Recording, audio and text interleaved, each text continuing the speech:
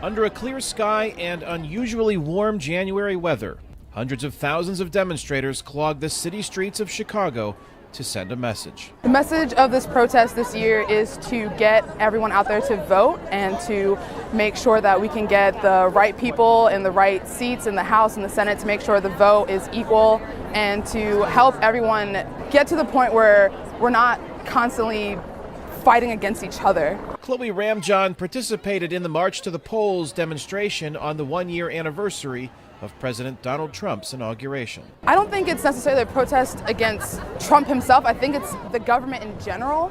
You know, they're not recognizing and paying attention to what's happening. Trump is the face of the government right now. New York City is representing. New York City Mayor Bill de Blasio told reporters covering his city's event that President Trump should take note of the size of the crowds and the message of the marchers. The president's going to have to listen. When you see this kind of grassroots outpouring, it means a lot. And you're certainly going to see more of it throughout this year. Anyone who thinks it was a one-hit wonder is wrong.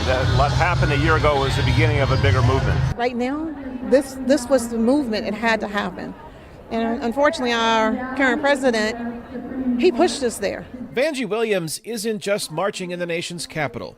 She's a candidate for U.S. Congress in Virginia, part of a record number of women who are seeking office in the 2018 congressional midterm elections. It's now time for women to step up and take their seat at the table. And I feel like a lot of people get the wrong idea about what this march is for, and I feel like we're really just fighting for gender equality. A fight that Chicago demonstrator Ali Sayasan hopes will translate into votes. Everyone registered to vote? And ultimately change later this year. The future's female, and they can't keep oppressing us because we'll fight back. While some crowd sizes were down from last year, there was no shortage of energy and enthusiasm among the demonstrators. This is what America looks like! Who hope their march is more than just a protest, but a sustained movement that brings lasting change and unity to a divided country. This is what democracy looks like! Kane, Farabaugh, VOA News, Chicago, Illinois.